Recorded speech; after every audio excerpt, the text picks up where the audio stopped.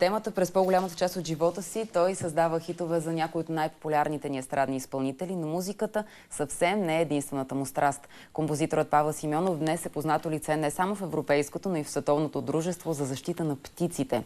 За да е по-близо до невъобразимо пъстрия пернат свят, орнитологът напуска София.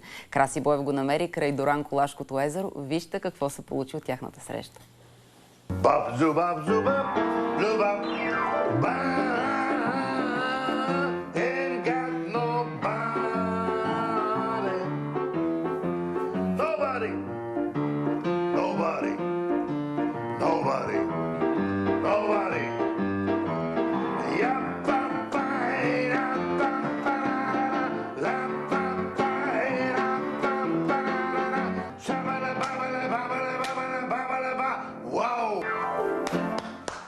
Браво! Поздравление!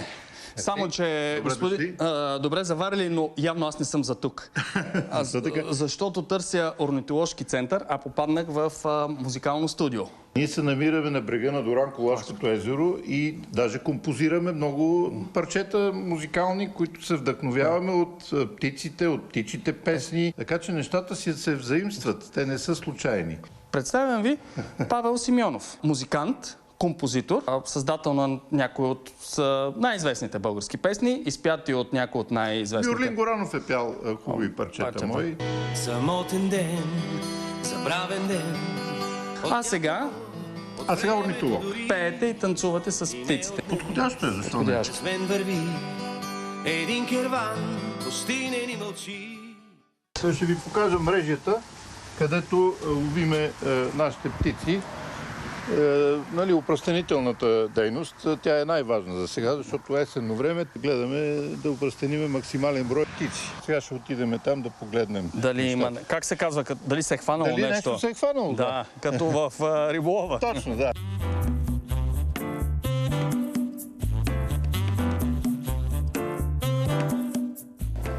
Нещо се хвана. Така ли? Да. Специално за нас. Сега ще видим какво има в мрежата.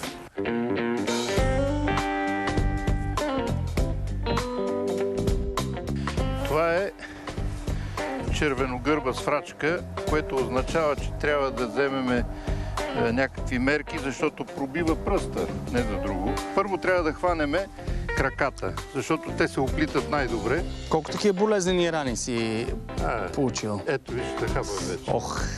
Ето хапе, ето излезе. Това е млада птица, тазгодишна, която скоро ще прелита към Африка. Ние сега ще изложим пръстенче. Това нещо лови скакалци, гущери, даже мишки. И ги забожда на бодливите трънки и шипки. Както е будила, го забожда през сърцето. Сега ще сложим в тая турбичка, за да се успокои, защото иначе тя е стресирана. Ето сега пъхаме вътре. Да. Ето така. И това е Дуранкулашкото езеро вече. Може да видите нататък и морето, което се вижда прекрасно.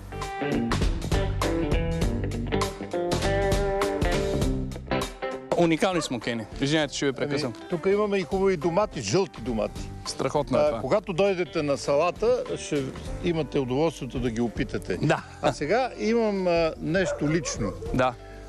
Това е символа на цялата наша дейност. Червеногушата гъска, която е световно застрашен вид и която зимовището на вида се намира в Дуранкулашкото езеро. Този вид пристига от Сибир, от 5-6 хиляди километра, за да прекара зимата тук и да се върне обратно в своите гнездовища. Най-интересното е, че тази гъска ми е подарък от кой? От професор Велислав Минеков, който дойде от София тук специално, направи си скеле и изработи това нещо, металопластика. Той е завършил металопластика. Сегашният ни министър. Да, сегашният министър на културата. Да. Сега разбирам защо зарязахте музиката и дойдохте да танцувате с птиците. Не бих казал, че съм зарязал, но все пак се занимаваме малко. Нали? Да започнем все пак с музиката. Нали това е в началото? Музиката е в началото. Музиката винаги е в началото и с нея се завършва също. Баща ми беше музикант, той беше първи флейтист на радиооркестъра, в Радио София и той ми даде флейтата. Нали? С тази флейта музикално училище, консерватория, симфонични оркестри, опери и така нататък, докато вълната на шоу-бизнеса ме отвя във Франция, където изкарах 10 години. Къде? Във Франция? На кораб свирих. На френски казват La Belle Époque. Да. Това беше уникално време. Но всяко време си е с времето, в крайна сметка. Преди 20 години се завърнах и забих котва в Дуранкулак, което също е по-различно от обикновените неща. А как птиците влязоха в живота ви? Аз съм орнитолог по душа. Това е хоби, това е призвание. Аз съм роден за орнитолог и съжалявам, че не завърших биология. Завърших музика. Когато в музикалното училище учителката по солфеж те изпитва, а ти снимаш гугутки през прозореца, нали? Разбираш, че има нещо сбъркано. А какъв е този живот? Пък на орнитолога. Той разкрива тайни. Светът на птиците е една огромна тайна. Загадка, бих казал. И орнитолога задачата му е да навлиза в дебрите на тези тайни. Орнитолога никога не скучае, защото винаги има нещо ново, което научава покрай птиците. Сега този пръстен го подготвям предварително, за да не губиме време. Леко го оформям. Има различни дупки според размера на крака, на пръстена. Първото нещо е да се опитам да сложа пръстена. Слагаме пръстена. Ето го пръстена. Да. Ето сега пускаме. 3, 4. Оп. Колко птици сте срещал в живота си? Аз съм срещал 620 вида. Но, разбира се, половината от тях са срещани в Европа. Другата половина са пътувайки по света. Куба, Северна Корея, Сибир. Как беше в Северна Корея? Имам снимка с Ким Ир Сен в корейски вестник. За нас не беше страшно. Даже се разходихме из Пхенян да разглеждаме пагоди. Разходката беше 5-минутна, защото дойдоха 2 коли и ни поканиха любезно и ни върнаха в хотела. Всъщност с музиката или с птиците обиколихте някои от най-интересните места в света? С музиката. С музиката обиколих света и с музиката успях да се запозная с много орнитолози и с много природозащитници по света, разбира се. А в пандемията нямаше музика, но птиците не се вълнуват от пандемията, нали? По време на пандемията аз бях сам с птиците.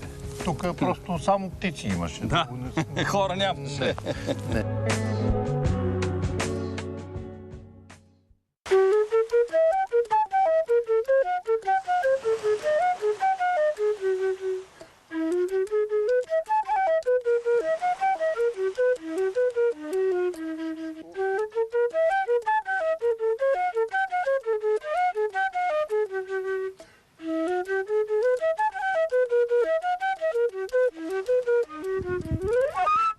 Не се забравя това, нали? Ти ще кажеш. Да, прекрасно е. И то точно по това време, след зале слънце, с тази флейта, на това място, от тази страна е езерото, от тази страна е морето. Да, а ние сме по средата. Има комари, но има и дух. Духовни комари. Ние, хората на природозащитата, се отдаваме изцяло. Това е кауза. Всичките ни дейности малко или много са свързани с опазването на това природно наследство, защото птиците си заминават. Примерно, интервал от не повече от 20 години, вече 5-6 вида са си заминали. Сега, когато ни гледат, да речем, по-млади хора, как ще ги запалите по тази идея да дойдат тук в цялото това нещо с комарите и да започнат да се занимават с това? Какво му е най-хубавото на това да се занимава с птици? Най-хубавото му е, че всъщност скъсаш връзката с стреса. Хората по принцип се спасяват в птичия свят, защото винаги бягат от нещо друго.